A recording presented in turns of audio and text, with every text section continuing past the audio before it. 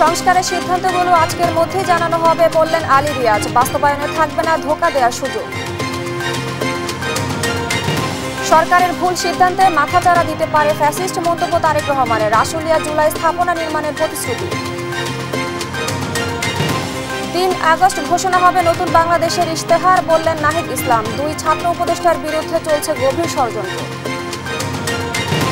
18 নির্বাচনে রাতে বাক্স ভরার পরিকল্পনা করে তৎকালীন আইজিপি জাবেদ। প্রধানমন্ত্রীর দপ্তর থেকে আসত বুম ক্রসফায়ারের নির্দেশনা। এবং ইন্টারনেট বন্ধের দিনগুলি ভুলেনি বগুড়ার মানুষ। ডিজিটাল যোগাযোগ ব্যবস্থা ভেঙে গেল দমনী আন্দোলনকারীরা।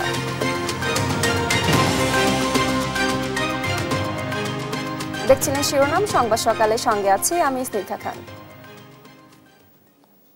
এবার বিস্তারিত। পরবর্তী সংসদের মাধ্যমে সংস্কার বাস্তবায়ন হবে বলছে বিএনপি। ঐকমত্য কমিশনের আলোচনায় দলটির স্থায়ী কমিটির সদস্য সালাউদ্দিন আহমেদ বলছেন সবার স্বাক্ষর থাকবে, তাই এ দিয়ে ধোঁকা দেওয়ার সুযোগ থাকবে না। আর ৩৬ জুলাইয়ের মধ্যে জুলাই ঘোষণাপত্র না দিলে ফ্যাসিবাদ বিরোধী সবাইকে নিয়ে নিজেরাই জুলাই ঘোষণাপত্র দিবে বলে জানিয়েছে এনসিপি। এদিকে সংস্কার নিয়ে সিদ্ধান্তগুলো বৃহস্পতিবারের মধ্যেই অবহিত করা সম্ভব হবে বলে জানান কমিশনের সহসভাপতি অধ্যাপক আলী রিয়াজ। তাইফুর রহমান তুহিনের প্রতিবেদন, জানাচ্ছেন মোহাম্মদ আলাউদ্দিন। রাজধানীর ফরেন সার্ভিস একাডেমিতে বুধবার বেলা ২টার পরে রাজনৈতিক দলগুলোর সঙ্গে বৈঠকে বসে জাতীয় ঐকমত্য কমিশন। প্রারম্ভিক বক্তব্যে কমিশনের সহসভাপতি অধ্যাপক আলী রিয়াজ বলেন, ৩১ জুলাইয়ের মধ্যেই সংস্কার নিয়ে একটা চূড়ান্ত সিদ্ধান্তে পৌঁছানো যাবে। কালকে আমরা সুস্থতা তৈরি করে যাতে একটা সকলের কাছে গ্রহণযোগ্য ঐকমত্যের জায়গাগুলি চিহ্নিত করা আছে এরকম একটা সনদ আমরা সকলের হাতে তুলে দিতে পারি। বৈঠকের বাইরে জুলাই সনদের পাশাপাশি জুলাই ঘোষণাপত্র নিয়ে কথা বলেন রাজনৈতিক দলগুলো। ৩৬ জুলাইয়ের মধ্যেই জুলাই ঘোষণাপত্র প্রকাশের জোর দাবি তুলে এনসিপি। যে সরকার যদি জুলাই মাসের মধ্যে জুলাই ঘোষণাপত্র জারি না করেন তাহলে আমরা এনসিপির পক্ষ থেকে সকল শরিকদেরকে সাথে নিয়ে, ফ্যাসিবাদ বিরোধী সকল পক্ষকে সাথে নিয়ে আমরা জুলাই ঘোষণাপত্র জারি করব। আর জামায়াত ইসলামী চাই জুলাই সনদকে আইনি ভিত্তি দিতে। জুলাই ঘোষণাপত্র নিয়েও কথা বলে দলটি। যে কটা প্রক্রিয়া আলোচনা হচ্ছে, আরেকটা হলো এলএফওর মতো করে লিগ্যাল ফ্রেমওয়ার্ক অর্ডার, যা নাকি 1970 সালে জারি হয়েছিল, এই সিস্টেমও মানা যায়। তো জাতীয় সনদ যেটা, সেটা তো আমাদের এই মিটিংয়ের আউটকাম। ওনারা বলছেন যে এটা ওনারা ঠিক করবেন এবং আমাদের কাছে একটা রাফ কাগজও পাঠিয়ে যাচ্ছে। বিএনপির স্থায়ী কমিটির সদস্য সালাউদ্দিন আহমেদ জানান, জুলাই সনদে সবার স্বাক্ষর থাকবে, পরবর্তী সংসদের মাধ্যমে তা বাস্তবায়িত হবে। এটি নিয়ে ধোঁকা দেওয়ার সাহস কোনো রাজনৈতিক দলের থাকবে না। এখানে যে কোনো আইন যদি পার্লামেন্টে জনবিরুদ্ধে হয়, জনগণের বিপক্ষে যে কোনো রকম অ্যামেন্ডমেন্ট যদি কনস্টিটিউশন আসে, সেটা যাবে সরাসরি সুপ্রিম কোর্টের কাছে, যে কেউ রিড করতে পারবে পাবলিক ইন্টারেস্টে। 22তম বৈঠকে সংসদে নারীর ক্ষমতায়ন নিয়ে নোট অফ ডিসেন্ট সহ ঐকমত্যে পৌঁছে রাজনৈতিক দলগুলো। মোহাম্মদ আলাউদ্দিন, দেশ টিভি, ঢাকা। ফ্যাসিবাদী অপশক্তি রাষ্ট্র রাজনীতিতে পুনর্বাসিত হতে ওত পেতে আছে। সরকারের ভুল সিদ্ধান্ত দেশের গণতন্ত্রে উত্তরণের যাত্রাপথকে সংকটে ফেলে দিবে বলে মন্তব্য করেছেন বিএনপির ভারপ্রাপ্ত চেয়ারম্যান তারেক রহমান। বলেছেন, প্রতিটি নাগরিকের মত প্রকাশ নিশ্চিত করতেই নির্বাচনকে অগ্রাধিকার দেয় বিএনপি। বিস্তারিত সাইফুল রিপনের প্রতিবেদনে। শ্রমিক ছাত্র জনতার অভ্যুত্থান ২০২৪, নারকীয় আশুলিয়া স্মরণে প্রতিবাদ সভা। ৫ আগস্ট আলামত গায়েব করতে অভ্যুত্থানে শহীদদের মৃতদেহে আইন শৃঙ্খলা বাহিনীর আগুন দেয়ার নারকীয়তার বীভৎস স্মৃতি উঠে আসে মঞ্চের এক পাশে। অভ্যুত্থানে শহীদদের স্মৃতি স্মরণ করে কান্নায় ভেঙে পড়েন স্বজনরা। দাবি করেন শেখ হাসিনা সহ গণহত্যায় জড়িত সকলের বিচার।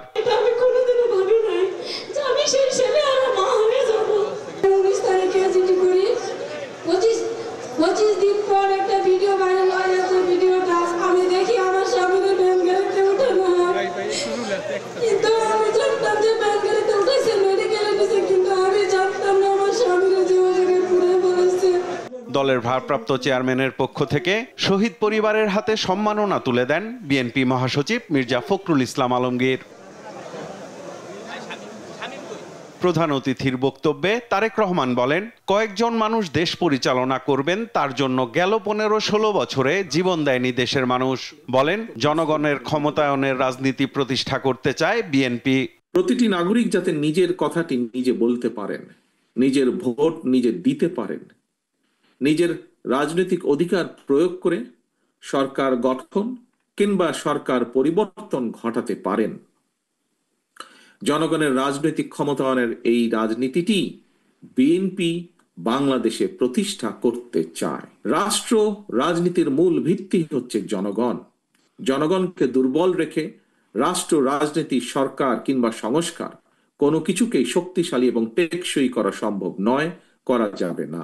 শঙ্কা প্রকাশ করে তারেক রহমান বলেন, সরকারের ভুল সিদ্ধান্তে মাথাচাড়া দিতে পারে ফ্যাসিবাদ ও উগ্র চরমপন্থার মতো অপশক্তি। ফ্যাসিবাদী অপশক্তি রাষ্ট্র রাজনীতিতে পুনর্বাসিত হওয়ার সুযোগ নিতে ওত পেতে রয়েছে। সরকারের যে কোনো ভুল সিদ্ধান্তে দেশে গণতন্ত্রের উত্তরণের যাত্রা পথকে সংকটে ফেলে দিতে পারে। দেশে ফ্যাসিবাদ, উগ্রবাদ, চরমপন্থা মাথাচাড়া দিয়ে উঠতে পারে। কাজেই এই ব্যাপারে আমাদের সকলকে, বিশেষ করে অন্তর্বর্তীকালীন সরকারকে অত্যন্ত সতর্ক থাকতে হবে, থাকা প্রয়োজন। শহীদ পরিবারের স্বজনরা বলছেন, প্রতিটি হত্যার বিচার হতে হবে, চিরতরে বন্ধ করে দিতে হবে ফ্যাসিবাদ ফেরার পথ। আর রাজনৈতিক নেতারা বলছেন, যে কোনো ষড়যন্ত্র মোকাবেলা করে এগিয়ে যেতে হবে গণতন্ত্রের পথে। আশুলিয়ার শ্রীপুর থেকে সাইফুল রিপন, দেশ টিভি। গণতন্ত্র ব্যাহত হয় এমন কাজ না করতে রাজনৈতিক দলগুলোর প্রতি আহ্বান জানিয়েছেন বিএনপির মহাসচিব মির্জা ফখরুল ইসলাম আলমগীর। শেখ হাসিনা ভারতে আশ্রয় নিয়ে দেশে নৈরাজ্য সৃষ্টি করতে উস্কানি দিচ্ছেন অভিযোগ করে সবাইকে সজাগ থাকার আহ্বান জানান তিনি। সেই সঙ্গে অভ্যুত্থানে শহীদ পরিবার ও আহতদের পাশে দাঁড়াতে অন্তর্বর্তী সরকারের প্রতি আহ্বান জানান বিএনপির মহাসচিব। সাইফুল রিপনের আরেকটি প্রতিবেদন। নারকীয় আশুলিয়া স্মরণে বিএনপির এই প্রতিবাদ সভায় যোগ দেন ঢাকা জেলার সব ইউনিটের বিভিন্ন স্তরের নেতাকর্মীরা। রাষ্ট্রযন্ত্রের মদদে সব হত্যাকাণ্ডের বিচার দাবি করে নেতাকর্মীরা বলেন, এমন ব্যবস্থা গড়ে তুলতে হবে যাতে আর কখনোই ফ্যাসিবাদ ফিরতে না পারে। বহির্বিশ্বের কোনো চক্রান্তের কাছে যেন আমাদের এই জাতি মাথা নত না করে। আশুলিয়াতে নারকীয় ঘটনাগুলো হচ্ছে পুড়িয়ে মানুষ হত্যার ঘটনা, এটা বাংলাদেশে খুব বেশি দৃষ্টান্ত নাই। অতএব সেরকম প্রেক্ষাপটে আজকে যাদেরকে আমরা সম্মাননা দিচ্ছি, আমরা আশুলিয়াবাসী ধন্য। সুখকে আমরা শক্তিতে পরিণত করব এবং আগামী বাংলাদেশ হবে বৈষম্যহীন একটি বাংলাদেশ। প্রত্যেকটি হত্যার প্রকৃত বিচার আমরা চাই এবং দৃশ্যমান বিচার আমরা দেখতে চাই। কেন্দ্রীয় নেতারা বলেন, নির্বাচন নিয়ে যারা ষড়যন্ত্র করবে তারা জনবিচ্ছিন্ন হয়ে পড়বে। এ সময় নির্বাচনের প্রস্তুতি নিতে নেতাকর্মীদের আহ্বান জানান তারা। কোন ষড়যন্ত্রকারী যাতে বাংলাদেশে আর সফল হতে না পারে। এই নির্বাচন নিয়ে যারা ষড়যন্ত্র করছে তারাই জনগণ থেকে বিচ্ছিন্ন হয়ে যাবে। শুধু সংস্কার নয়, নির্বাচন এবং সংস্কার মধ্য দিয়ে দেশে একটা জনগণের সত্যিকার সরকার প্রতিষ্ঠিত হবে। যে কোনো ষড়যন্ত্র মোকাবিলায় সবাইকে সজাগ থাকার আহ্বান জানান বিএনপি মহাসচিব। বন্ধুরা, আজকে আপনারা সবাই জানেন যে হাসিনা পালিয়ে গেছে ভারতে, ভারত তাকে আশ্রয় দিয়েছে। আপনারা দেখেছেন যে সেখান থেকে সে বিভিন্ন অডিও ভার্সনে, কথায়, ভিডিওতে এখানে আবার বাংলাদেশে নৈরাজ্য সৃষ্টি করবার জন্য বিভিন্ন রকম সেই প্রভোকেশন, উত্তেজনা ছড়ানোর চেষ্টা করছে এবং তারা এর মধ্যে চেষ্টা করেওছে।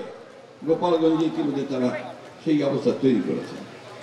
বন্ধুগণ, এই কথাগুলি বলছি এই জন্যে যে একটা জাতিকে তার নিজের দেশকে রক্ষা করার জন্য, জাতিকে রক্ষা করবার জন্য তাদের নিজেকে প্রত্যেককে সজাগ হয়ে থাকতে হবে। মতবিরোধ মিটিয়ে রাজনৈতিক দলগুলোকে গণতান্ত্রিক ব্যবস্থায় ফেরার আহ্বানও জানান মির্জা ফখরুল ইসলাম আলমগীর। আজকে অনেক অনেক কথা হচ্ছে, রাজনৈতিক বাদানুবাদ হচ্ছে, হবেই, গণতন্ত্রের সেটা স্বাভাবিক, কিন্তু এমন কোনো কিছু করবেন না যাতে আবার গণতন্ত্র ব্যাহত হয়। রাজনৈতিক দলগুলোর কাছে আমাদের সেটাই আহ্বান থাকবে। এদিন আন্তরিকভাবে গণ অভ্যুত্থানে শহীদ পরিবার ও আহতদের পাশে দাঁড়াতে সরকারের প্রতি আহ্বান জানান বিএনপি মহাসচিব। আমি এই সরকারকে আহ্বান জানাবো। সাইফুল রিপন, দেশ টিভি, ঢাকা। বিএনপির ভাইস চেয়ারম্যান আব্দুল আউয়াল মিন্টু বলেছেন, আগামী সংসদ নির্বাচনে অংশ নেবেন দলের চেয়ারপারসন বেগম খালেদা জিয়া। তিনি এখন সুস্থ আছেন। বুধবার দুপুরে ফেনীতে একটি অনুষ্ঠানে অংশ নিয়ে সাংবাদিকদের প্রশ্নের জবাবে এই কথা বলেন আব্দুল আউয়াল মিন্টু। সুষ্ঠু নির্বাচন হলে বিএনপি জয়লাভ করবে উল্লেখ করে তিনি বলেন, ফেব্রুয়ারিতে প্রথম সপ্তাহের মধ্যে নির্বাচনের প্রতিশ্রুতিতে দলের আস্থা রয়েছে।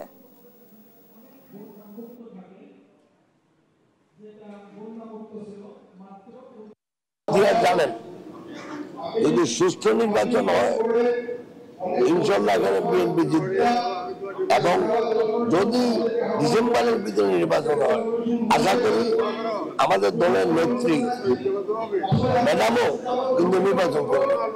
উনি এখন ইনশাল্লাহ একটু সুস্থ আছে, অতএব আমাদের নির্বাচন নিয়ে ফেনীতে কোনো চিন্তা নেই।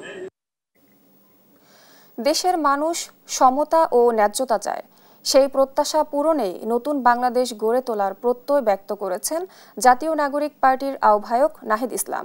বুধবার রাতে সাভারের আশুলিয়ায় বাইপাইলের জুলাই পদযাত্রায় সমাপনী সভায় এই কথা বলেন তিনি। এ সময় ভারত সরকারকে শেখ হাসিনাকে ফেরতের আহ্বান জানান দলের মুখ্য সমন্বয়ক নাসির উদ্দিন পাটোয়ারি। তারেক মাহমুদের সুজনের রিপোর্ট। বিচার সংস্কার, গণপরিষদ নির্বাচন এবং জুলাই সনদ ও ঘোষণাপত্রের দাবিতে মাসব্যাপী দেশ জুড়ে পথসভা করেছে এনসিপি। বুধবার রাতে সাভারের আশুলিয়ায় এসে শেষ হয় এই পদযাত্রা। এ সময় ভারতের কাছে শেখ হাসিনাকে ফেরত চান এনসিপি নেতারা। একই সঙ্গে পুরনো দিনের সহিংস রাজনীতিতে এনসিপি ফিরতে চায় না বলেও জানান তারা। মতবিভেদ থাকবে, মতবিরোধ থাকবে, কিন্তু সেটা নিয়ে আলোচনা হবে। প্রতিহিংসা, সহিংসতা, প্রাণনাশের হুমকি, সেই রাজনৈতিক সংস্কৃতিতে আমরা আর ফেরত যাব না। আমরা ভারত সরকারকে বলবো, আমরা ভারতীয় জনগণের বিরোধী নই। আপনি দ্রুত বাংলাদেশের সরকারের কাছে শেখ হাসিনাকে ফেরত দিন, কারণ সে এখানে খুন করে পালিয়েছে। আমাদের শহীদি ভাইয়েরা এখনো অপেক্ষারত রয়েছে শেখ হাসিনার বিচারের জন্য।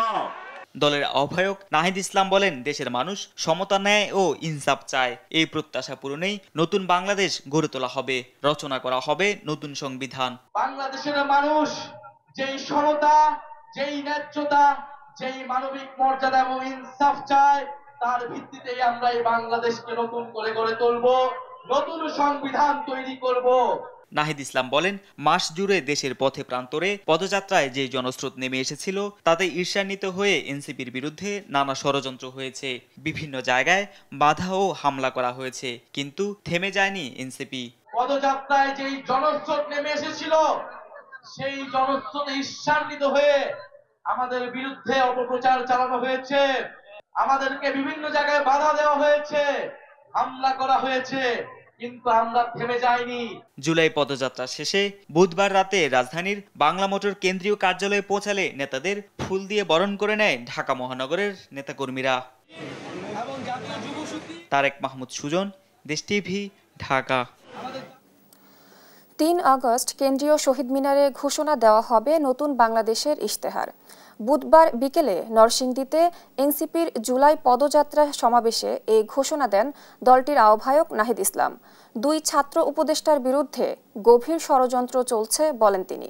সহকর্মীর পাঠানো তথ্য ও ছবিতে বিস্তারিত জানাচ্ছেন শামীম হোসেন। দেশ গড়তে জুলাই পদযাত্রা দেশব্যাপী কর্মসূচির অংশ হিসেবে বুধবার বিকেলে নরসিংদীতে পথসভায় বক্তব্য রাখেন জাতীয় নাগরিক পার্টি এনসিপির কেন্দ্রীয় নেতারা। পথসভায় এনসিপির আহ্বায়ক নাহিদ ইসলাম বলেন, অন্তর্বর্তীকালীন সরকারের 2 ছাত্র উপদেষ্টা এনসিপির কেউ নয়, তারা গণঅভ্যুত্থানের প্রতিনিধি। তাদের পদত্যাগে বাধ্য করতে গভীর ষড়যন্ত্র করা হচ্ছে।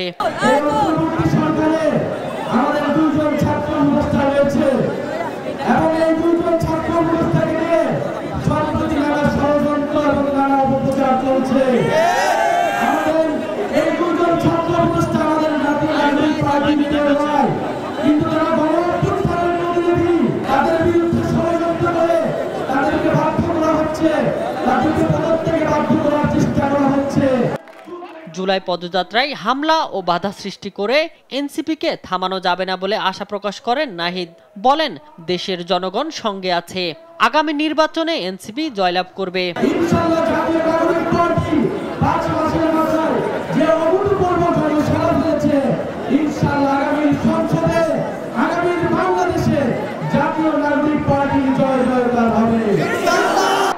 আগামী 3 আগস্ট ঢাকায় এনসিপির সমাবেশ ঘিরে যারা নেতাকর্মীদের উপর হাত তুলবে তাদের জবাব দেয়া হবে বলেও হুঁশিয়ারি দেন দলটির মুখ্য সমন্বয়কারী নাসির উদ্দিন পাটোয়ারি।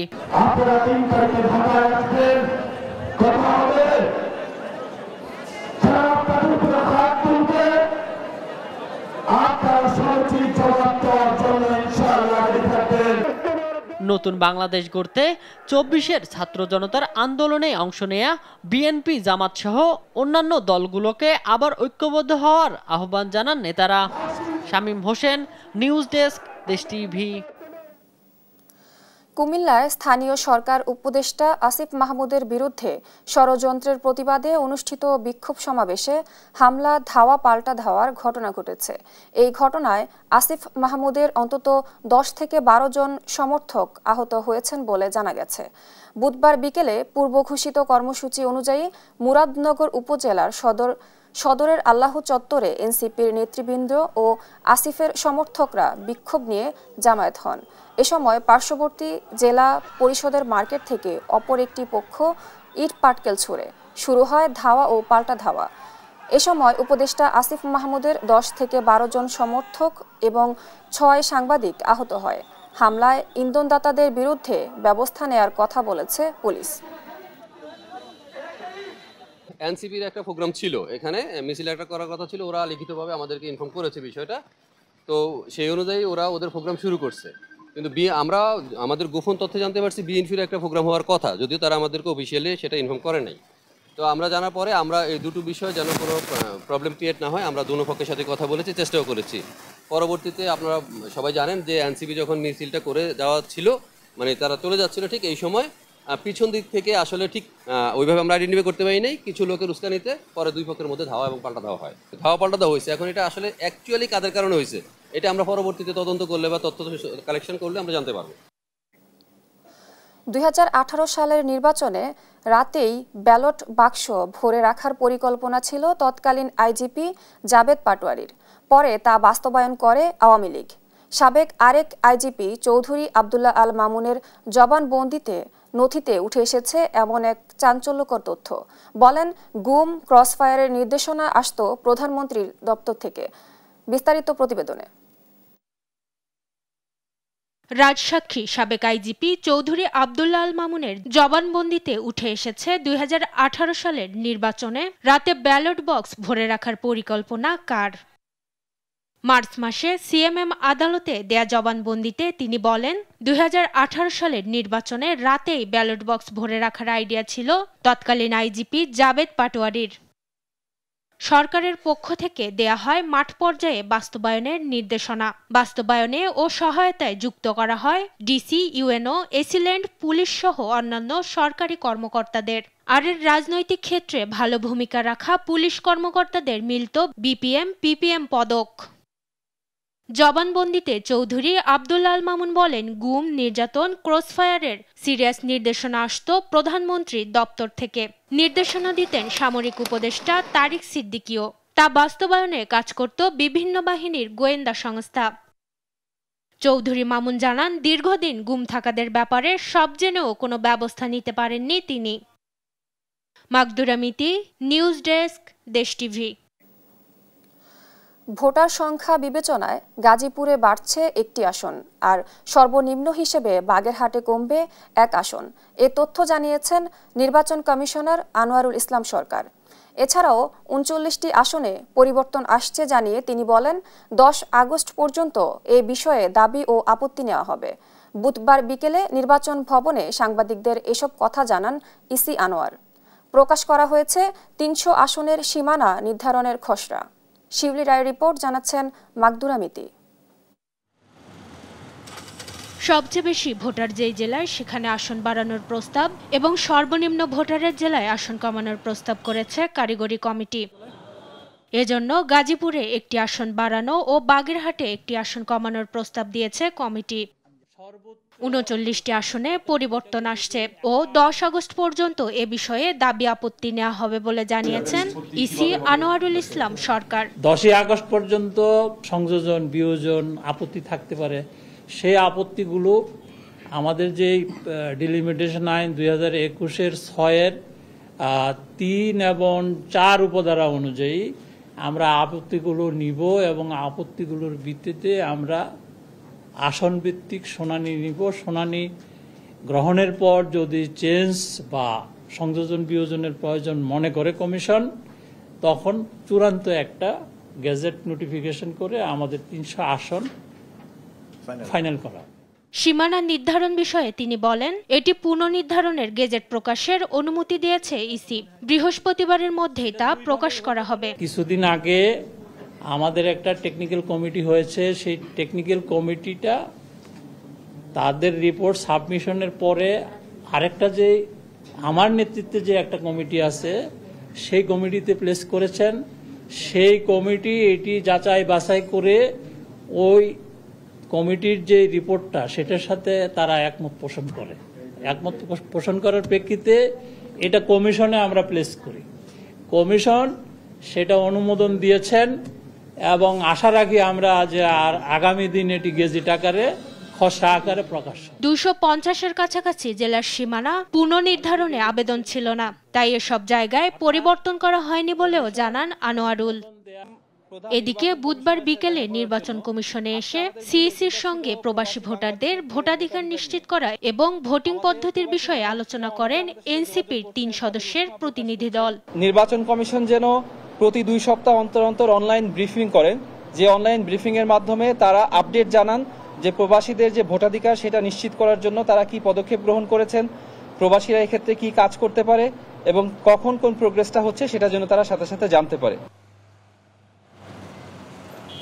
মাগদুরা মিতি, দেশ টিভি, ঢাকা।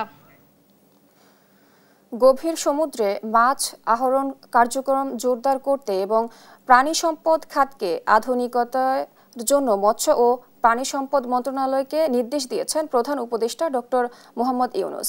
বুধবার সন্ধ্যায় রাষ্ট্রীয় অতিথি ভবন যমুনায় মৎস্য ও প্রাণী সম্পদ মন্ত্রণালয়ের কর্মকর্তাদের সঙ্গে বৈঠকে এ নির্দেশনা দেন প্রধান উপদেষ্টা। এ খাতে বিশাল সম্ভাবনা থাকলেও বাংলাদেশ এখনও তা পুরোপুরি কাজে লাগাতে পারেনি বলেও মন্তব্য করেন তিনি। বৈঠকে সমুদ্রে মাছ ধরার অঞ্চল চিহ্নিতে বঙ্গোপসাগরে সুষ্ঠু জরিপ পরিচালনার উপর গুরুত্বারোপ করেন প্রধান উপদেষ্টা। প্রয়োজনে জাপান ও থাইল্যান্ডের সহায়তায় নেয়ার কথা বলেন তিনি।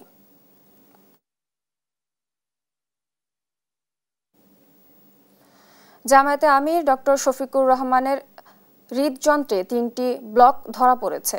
তার বাইপাস সার্জারির প্রয়োজন বলে জানিয়েছেন চিকিৎসকরা। এ বিষয়ে আজ বৃহস্পতিবার সিদ্ধান্ত নেওয়া হবে। জামায়াত আমিরের ব্যক্তিগত সেক্রেটারি নজরুল ইসলাম বিষয়টি নিশ্চিত করেছেন। জানান, ডক্টর শফিকুর রহমানের এনজিওগ্রাম করার পর হার্টে 3টি ব্লক ধরা পড়েছে। চিকিৎসকদের পরামর্শ অনুযায়ী তিনি এখন হাসপাতালে ভর্তি আছেন।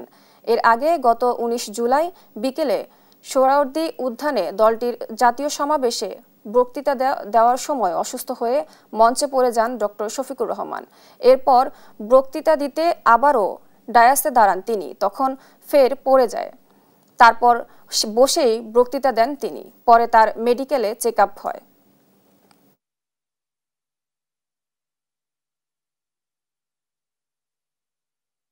রাষ্ট্র মেরামতে জুলাই গণ অভ্যুত্থানের সময় ও পরবর্তী দেশের মানুষের এমন ত্যাগ আগে কখনো দেখা যায়নি বলে মন্তব্য করেছেন আইন উপদেষ্টা আসিফ নজরুল। বুধবার বিচার প্রশাসন প্রশিক্ষণ ইনস্টিটিউটে সরকারি অ্যাটর্নি সার্ভিস অধ্যাদেশের খসড়া উপস্থাপন ও মতবিনিময় সভায় তিনি একথা বলেন। এ সময় শিল্প উপদেষ্টা আদিলুর রহমান বলেন, এই অধ্যাদেশের মাধ্যমে মুজিববাদী ধরার অবসান হবে। এছাড়াও অ্যাটর্নি জেনারেল নিয়োগ প্রক্রিয়া নিয়ে বিভিন্ন পরামর্শ দেন উপস্থিত বক্তারা। বিস্তারিত মোহাম্মদ আলাউদ্দিনের রিপোর্ট। রাষ্ট্র মেরামতের বাতাস দেশের আইন অঙ্গনেও বইছে। এরই অংশ হিসেবে বুধবার রাজধানীর বিচার প্রশাসন প্রশিক্ষণ ইনস্টিটিউটে সরকারি অ্যাটর্নি সার্ভিস অধ্যাদেশের খসড়া উপস্থাপন ও মতবিনিময় সভা অনুষ্ঠিত হয়। এ সময় দেশের বিভিন্ন কোর্টে অ্যাটর্নি জেনারেলের নিয়োগ প্রক্রিয়া নিয়ে পরামর্শ দেন উপস্থিত আইনজীবীরা।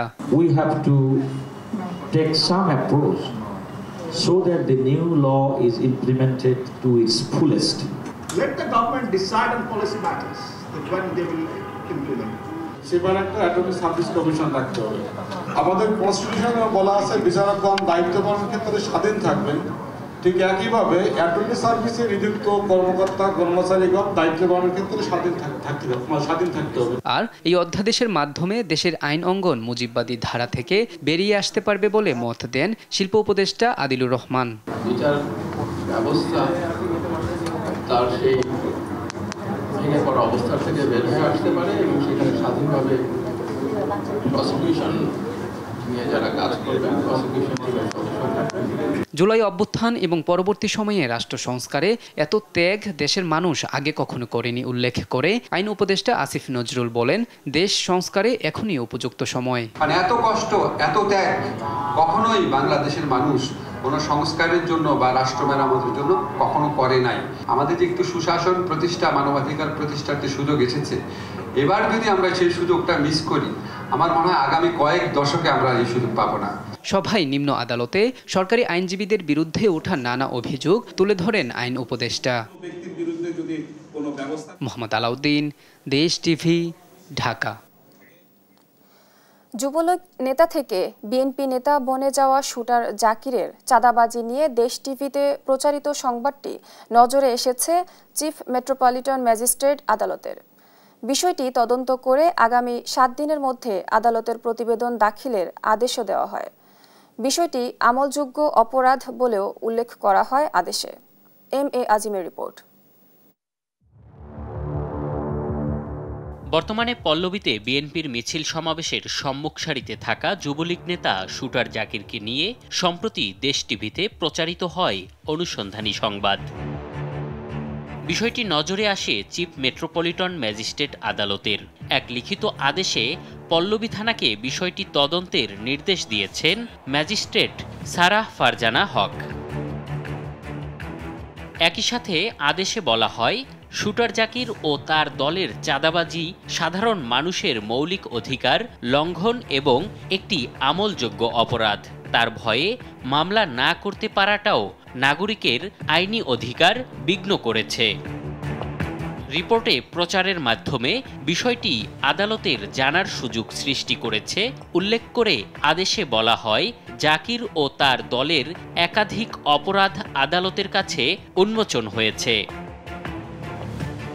চাঁদাবাজি সহ মানবাধিকার লঙ্ঘনের জড়িতদের বিস্তারিত কর্মকাণ্ড ও প্রতিবেদনে প্রচারিত ভুক্তভোগীদের বক্তব্য 161 ধারায় লিপিবদ্ধ করার আদেশও দেয়া হয়। আগামী 7 কার্যদিবসের মধ্যে পল্লবী থানার ভারপ্রাপ্ত কর্মকর্তাকে প্রতিবেদন দেওয়ার নির্দেশ দেয়া হয়। যুবলীগ নেতা থেকে রাতারাতি বিএনপি নেতা বনে গিয়ে জাকিরের চাঁদাবাজি ও তাণ্ডব নিয়ে গত 25 জুলাই প্রতিবেদন প্রচার করে দেশ টিভি। এম.এ. আজিম, দেশ টিভি, ঢাকা। জুলাই আসলেই মনে পড়ে ইন্টারনেট বন্ধের সেই দিনগুলোর কথা। ছাত্র জনতার আন্দোলনকে দমাতে সুপরিকল্পিতভাবে একটি জাতিকে কিভাবে অন্ধকারে রাখার চেষ্টা করা হয়েছিল, যা আজও হতবাক করে বাংলার মানুষদের। ইন্টারনেট না থাকায় এদিকে যেমন ভেঙে পড়েছিল ডিজিটাল যোগাযোগ ব্যবস্থা, অন্যদিকে মুখ থুবড়ে পড়েছিল ই-কমার্স, সাথে বন্ধ হয়ে গিয়েছিল অবাধ সংবাদ প্রবাহ। কেমন ছিল সেই অন্ধকারের দিনগুলো, জানাচ্ছেন বগুড়া প্রতিনিধি সঞ্জু রায়। 2024-এর জুলাই শিক্ষার্থীদের কোটা সংস্কার আন্দোলন যখন রূপ নেয় ছাত্র জনতার গণ অভ্যুত্থানে, তখন নাগরিকদের অন্ধকারে রাখতে কয়েক দফায় বন্ধ করা হয় সারা দেশের ইন্টারনেট সেবা। রংপুরে আবু সাইদের মৃত্যুতে পুরো জাতি রাজপথে গর্জে ওঠে।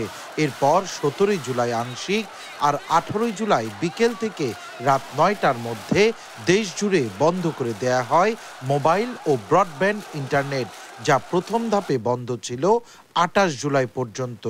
মাঝে 24 জুলাই ব্রডব্যান্ড ইন্টারনেট চালু করলেও তা সীমাবদ্ধ ছিল সরকারি দপ্তরগুলোতেই। পুরো সময় বন্ধ রাখা হয়েছিল ফেসবুক, ইনস্টাগ্রাম সহ সোশ্যাল মিডিয়ার বিভিন্ন প্ল্যাটফর্ম, যা 31 জুলাই খুলে দিলেও গতি ছিল একেবারেই কম। আন্দোলন জোরালো হলে 4 আগস্ট আবারও বন্ধ করা হয় 4G নেটওয়ার্ক, যা স্বাভাবিক হয় 5 আগস্ট দুপুরের পর। ইন্টারনেট বিভ্রাটের সেই দিনগুলোর কথা আজও ভোলেননি আন্দোলনকারীরা।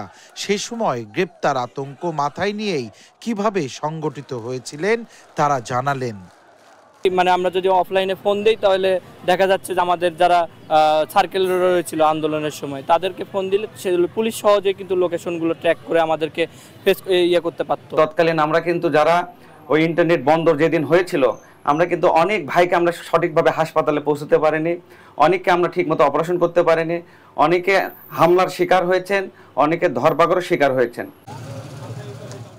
সড়কে যখন শোনা যাচ্ছিল গুলির শব্দ, ছোড়া হচ্ছিল রাবার বুলেট, টিয়ার গ্যাস, তখন বাড়িতে থাকা মায়েরা জানতে পারেননি তাদের সন্তানদের খোঁজ।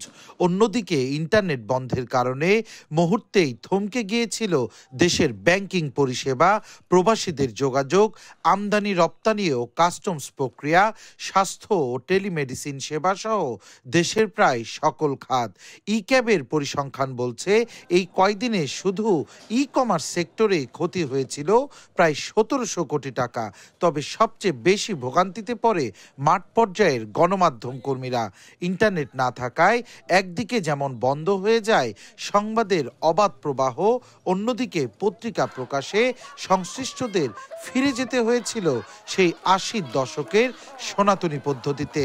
আমিও নিজেই মোটরসাইকেল টাইপ করে দুপচাচিয়া, শাহজাহানপুর, শিবগঞ্জ আমি নিজেই গাড়িটা আমি পত্রিকা পৌঁছে দিছি গ্রাহকের কাছে। আর আমরা চাই না এরকম ঘুম থেকে উঠে যেন আমরা শুনি না মানে আমাদের ইন্টারনেটটা বন্ধ হয়ে গেছে।